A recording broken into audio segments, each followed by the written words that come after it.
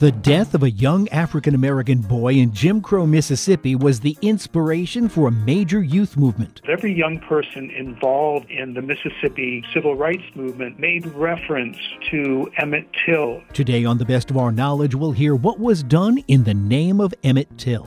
We'll also hear how moving around the world affects students in military families and spend an academic minute with a good rivalry. I'm Bob Barrett, and this is The Best of Our Knowledge.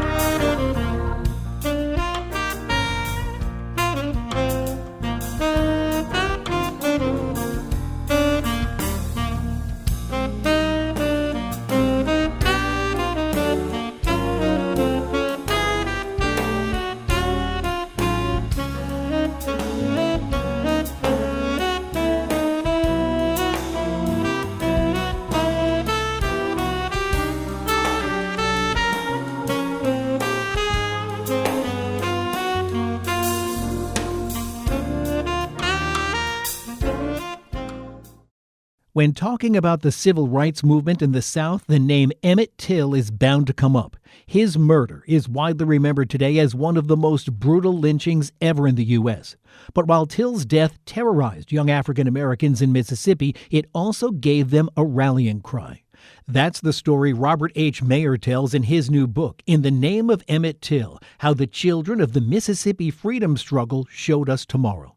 Dr. Robert Mayer is an educator and award-winning author who still teaches the occasional history course to middle school students in Bethlehem, Pennsylvania. I asked why he chose Emmett Till as the starting point for these stories.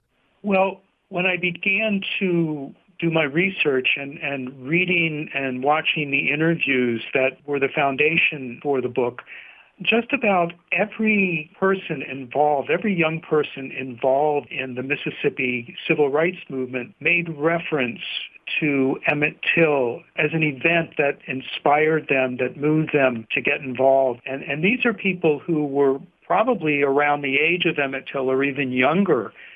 Then later on in their lives, when they're older, 18, 19, they become involved in the movement, and the factor that motivates them the most is the murder of Emmett Till. Did your experience, you say you've done some teaching in middle school recently, did your experience with those students kind of help you decide whose stories to tell in this book or how to tell them? Yes. I'm tutoring now. Many years ago, my first teaching was as a high school history teacher, so a lot of this goes back to them as well. But the ones I'm tutoring now, I'm tutoring some 8th graders, and it does give me a sense to talk to them. What is it in a text that resonates for them? What moves them? What kinds of issues are important to them? But then going back to my high school teaching, the book grows out of the challenge of teaching history to young people because history tends to be a subject that young people do not initially ignite with. And so I struggled through my years of teaching to figure out how do you engage young people in history. And then when I started writing, that question continued. So one of the things I discovered, or I guess came to, was that there are young people who are actually involved in history. I looked for that, and the best place to look for that and find it is in the civil rights movement. How important is it to educate young people about these stories and kind of teach them that it's not really ancient history?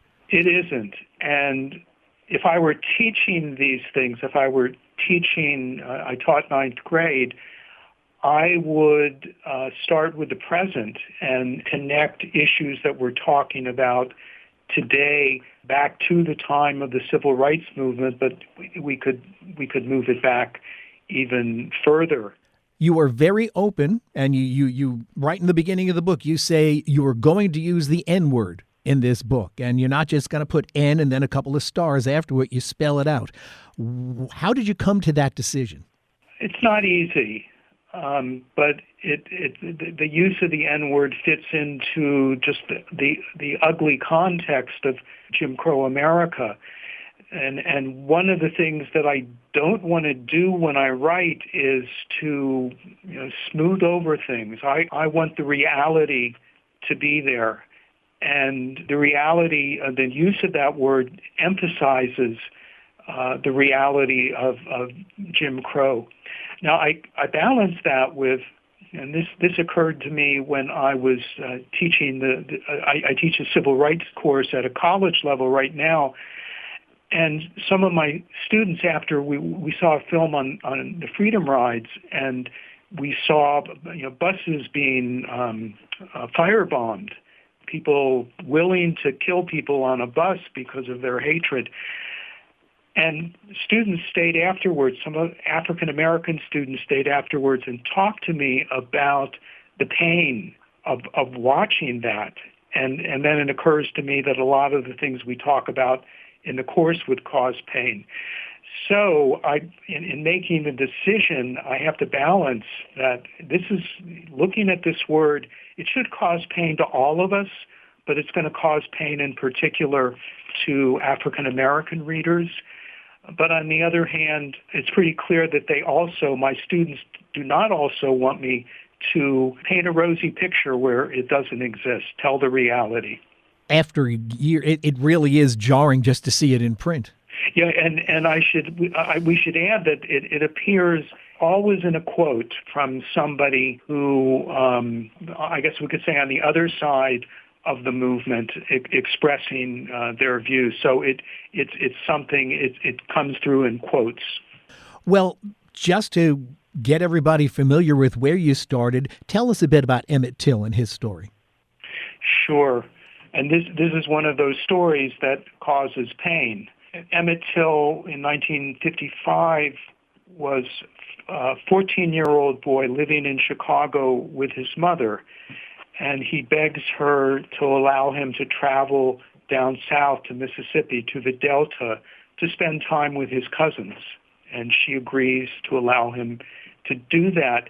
He goes down, he spends time with his cousins. He's staying near Greenwood, Mississippi. And one day they take a trip over to a store, Bryant's Grocery, in nearby Money, Mississippi. They're sitting in front of the store, and Emmett decides he wants to go in and get some bubble gum. When he goes in, he encounters a woman, Carolyn Bryant. She's white. She is the wife of the owner, Roy Bryant. We don't know exactly what happened in the store.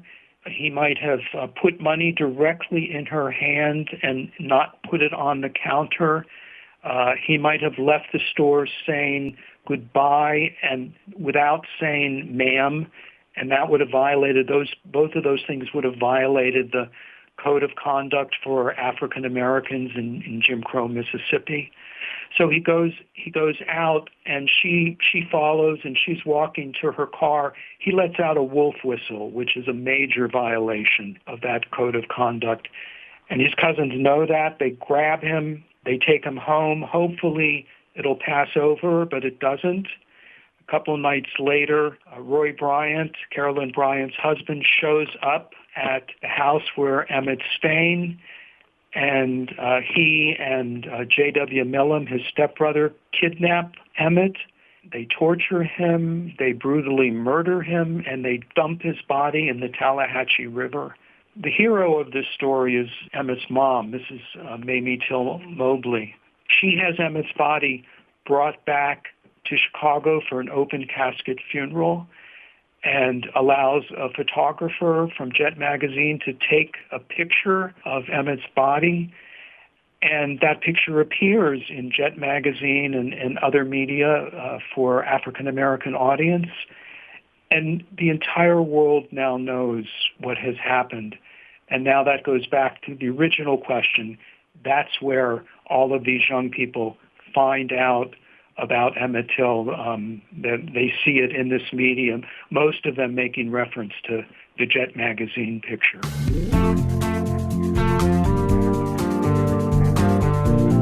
Still to come, our conversation with Robert H. Mayer continues with the story of another major name in the Mississippi civil rights story, Medgar Evers. That's next on The Best of Our Knowledge.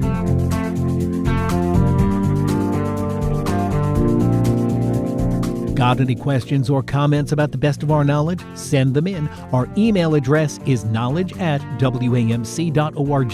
And if you'd like to listen to this or any past programs again, you can find them online at our flagship station's website. Just go to wamc.org and click on the programs link.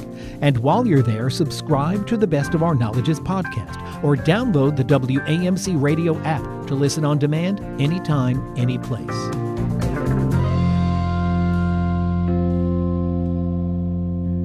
This is The Best of Our Knowledge. I'm Bob Barrett, and our guest is Robert H. Mayer, an educator and award-winning author. We're talking about his new book for students called In the Name of Emmett Till, How the Children of the Mississippi Freedom Struggle Showed Us Tomorrow.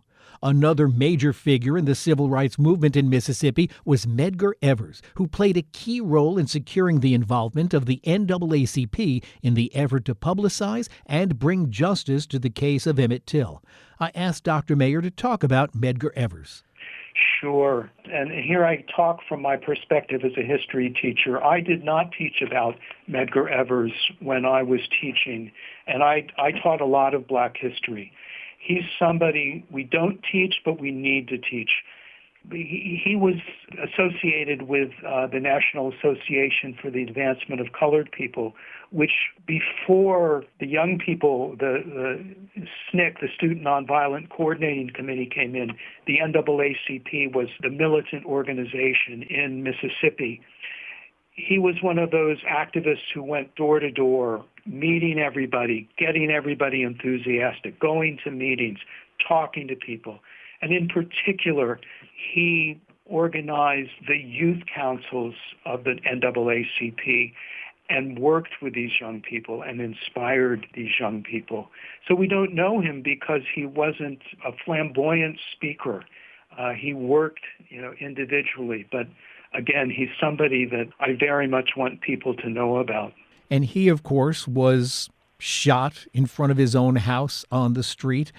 We hear about Medgar because of the retrial, which happened, just 20 years ago or so? Right, I think so. I think that's right. The murderer was he was acquitted, but then many years later he was found guilty and spent his last years in prison. How radical or revolutionary was it to have civil rights speakers at the 1964 Democratic Convention? It opened the eyes of people, especially white Americans. And mainly the person who did that the most was Fannie Lou Hamer, a woman who grew up as a sharecropper from the time she was 6 and got fired because she went to register to vote. And on her way back from a conference she attended in Winona, Mississippi, was severely beaten. And that story of the beating becomes very important because at the 1964 Democratic Convention, where people from Mississippi were trying to get their delegation, not the all-white delegation, but their delegation seated, she spoke and she told her story about being beaten. And it's probably for a lot of white Americans, it was the first time they would have heard that kind of story directly from somebody who experienced it. It was so troubling to the president, Lyndon Baines Johnson. He wanted to have a convention where everybody was positive, everybody's arms around each other convention. And Fannie Lou Hamer's story kind of made that difficult. So President Johnson, in the middle of her talk, this is being seen on television, he calls a press conference. So she is taken off. But people still see her. Even though they don't see it live, it's played on the news. So revolutionary is a good word to use in terms of the speaking at the convention. How blind was Northern America to the situation in Southern America in those days? Oh, I would have to ask it also as a question. I'm not sure. I think about it a lot in terms of Emmett Till, because one of the things that comes through so clearly is how much the African American community knew about Emmett Till. I don't think the same was true of the white community. I'm not absolutely sure. I don't think the gaze of white Americans was very much on what was happening with Jim Crow in the South. But it's something I haven't studied, and it's something that I don't think is studied a lot, but needs to be studied. I think we need to know that. It seems to some extent it's possible that the same thing happens today. I'll listen to African American students tell me about their experiences going into stores and being watched, or they'll tell me stories about driving down the street and getting stopped by the police. And I have to admit that up until a couple of years ago, I wasn't aware of that. So I'm projecting back and thinking that the same, and maybe much more so, was true of white America in the 50s, especially in the 50s. I think in the 60s, people started to become more aware. Racism, Jim Crow, certainly wasn't, the South was kind of famous for it, but it certainly was a nationwide thing. Could someone write a book of similar stories from the Northeast or the Northwest? Definitely. I know personally, I grew up in Cincinnati, and I know personally that the school system, not completely, but there had been a conscious segregation, that some schools were designated as all black, and just in the way that the districts were drawn. So I was aware of that. But yes, there could be a story told that captures that same sense. I know of it much more. I'm writing right now about the period before the Civil War. And before the Civil War, there was slavery in the South, but in North, it was what we think of as Jim Crow. I mean, it was complete segregation. And I know that that experience continued through in the 20th century. Well, we know Ta-Nehisi Coates wrote beautiful things about the redlining and how housing in the North was consciously segregated. So yes, there can be much written about the same level of racism and discrimination in the North. Many of these stories now are finally part of some curricula in schools. Given the current, and I'm going to call it hysteria over critical race theory, is that going to put a bit of a roadblock in telling these stories in schools? Well, I hope not. I hope that this is something that will pass. It could be temporary, and it could mean that people need to stand up and fight. It seems like the battle for teaching black history within the context of American history, it seems like that battle's been won. And maybe I want to be hopeful about this, that people understand that we need to tell this story. If we don't tell black history, we don't talk about the civil rights movement, including the ugliness of racism, that we're not telling the story of American democracy, because those things are a contradiction to American democracy. So I'm hoping if, as you say, the hysteria, once that settles down, where there's a chance to talk about things, that hopefully people would come to accept the need and the importance of telling this story, or we're not telling the full story of America. Well, finally, you mentioned that Emmett Till's mother was the hero of that story. Did you discover in your research and as you wrote this, a lot of other young heroes of this story? Yes. The title is In the Name of Emmett Till, but the subtitle, How the Children of the Mississippi Freedom Struggle Showed Us Tomorrow. The book is really about those young people in Mississippi, their response to the murder of Emmett Till. And it's a story of heroes, which is another reason why I think people should be excited to hear the story, Black history and the civil rights movement. It's American heroes. And they're people whose names probably most wouldn't know. Brenda Travis, who led a walkout of her high school because she had been expelled for her civil rights activities. Sam Block, who was a young man, went into Greenwood, Mississippi, and created on his own a voter registration movement.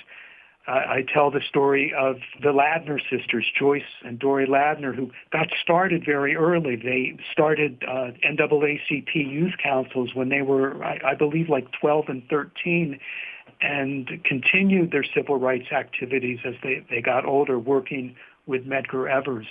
So the book is filled with those stories. And despite the fact that Emmett Till hovers over everything, the book is in many ways very positive. And I think there's a sense of uplift because you see these young people in the context of a very ugly environment standing up and doing really beautiful things. So yes, the book has many stories about these amazing young people. Again, the name of Robert H. Mayer's new book is In the Name of Emmett Till, How the Children of the Mississippi Freedom Struggle Showed Us Tomorrow. It's published by New South Books. A new survey of more than 2,000 teenage military dependents shows that their mental health is suffering. The survey was initiated by two students who also created a group that aims to address feelings of isolation and depression in military kids. For the American Homefront Project, Ann Knigendorf reports. Elena Ashburn is 17 years old and has moved 7 times. Along the way, she figured out that music is a huge stress reliever, especially karaoke. Let's get down to business to defeat the Huns. Now Ashburn lives outside Fort Lauderdale, and her Army Colonel dad is about to retire. All the moving has been really hard, especially after she settled into a high school in Pennsylvania and suddenly had to move to Florida. I really had a hard time moving away. I really struggled with depression and had to end up going to a therapist and was sort of like, what is all this suffering for? Why am I being so sad? What is the purpose of this? I don't want it to be for nothing. She reached out to another musician friend whose family is deployed to South Korea. The two created Bloom, a military teen support organization. Matthew O is a 17-year-old percussionist and has moved 8 times. The survey that Bloom did in coordination with the National Military Family Association showed 42% of military teens reported low mental well-being and 45% reported moderate mental well-being. That leaves only 13% reporting that they're doing well. O says his family's most recent deployment was especially difficult. I moved to Korea 2 years ago, and that was kind of a dark time for me. And I was constantly wallowing in self-pity because of what I had left behind. But, he says, as a musician, he's quick to make friends and get involved. He's doing much better now. He's also the student body president at his high school on a U.S. installation in South Korea and keeps an eye on other students. If you have students coming in who don't feel welcome, who don't feel like they're being taken care of, you have a very negative environment, and it's very hard to bring people together in that way. Colorado Springs-based family therapist Lisa Collingridge saw exactly that. She got into the field of mental health 5 years ago after noticing a gap in services for her children who are military teens themselves. Her family has moved 7 times with her husband's military career. It's emotional dysregulation that they don't know how to manage, and they don't have anyone that they're connected with to help them navigate those feelings. She says that instability creates risk factors that can lead to a mental health diagnosis. That's bad for the kids and also the future of the armed forces. 65% of those surveyed said they intend to serve, compared to 14% of their peers in civilian families. If we eliminate those kids because they've gone through mental health problems that were a result of military lifestyle, what type of messages are we sending? The Department of Defense does have some mental health programs for military dependents, but Collingridge says they're not enough. As for what the general population can do, invite them to participate in the community. We love to say military kids are resilient, and they are, but I don't want them to have to be resilient. I want them to be taken care of. In addition to starting Bloom, Ashburn and O have also written and recorded a song about how it feels to move so often. It's called Uprooted and compares constant deployments to a monster uprooting a tree. And after the tree had been ripped up and hurled, it found itself standing and Ashburn use Bloom to create a sense of community through the web and social media platforms like TikTok and Instagram. Ashburn says they're trying to take the stresses and sad parts of military life and help them bloom into something prettier. In Shawnee, Kansas, I'm Ann Knigendorf. Do you have a team that you just root against no matter who they're playing? Well, a lot of people do. And that's the topic of today's Academic Minute. Rivalries are important for the business of sports.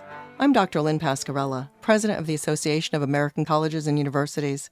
And today on the Academic Minute, Joe Cobbs, professor of sports business and event management at Northern Kentucky University, determines why some teams bring out fans' passion, but others do not. Yankees suck.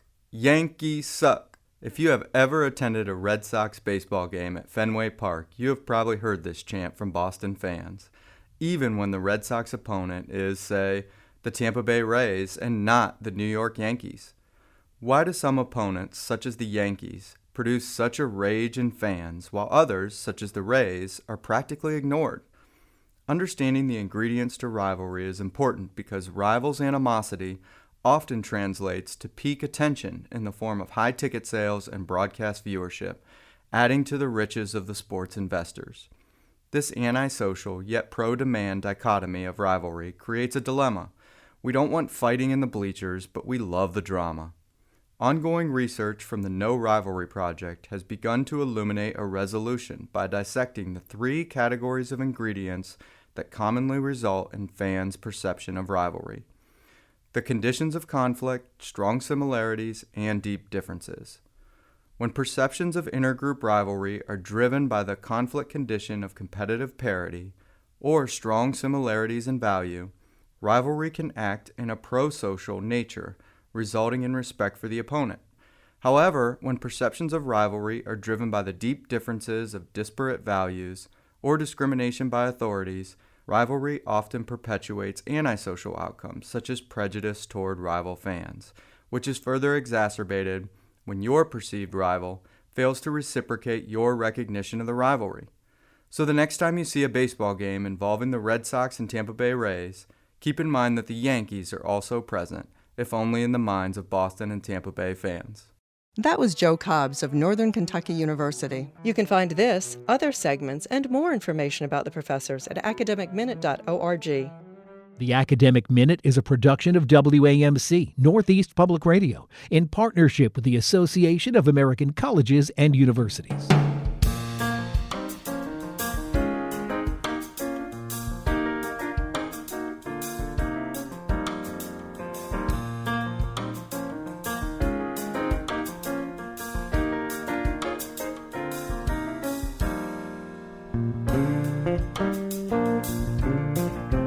That's all the time we have for this week's program. If you'd like to listen again, join us online at our flagship station's website.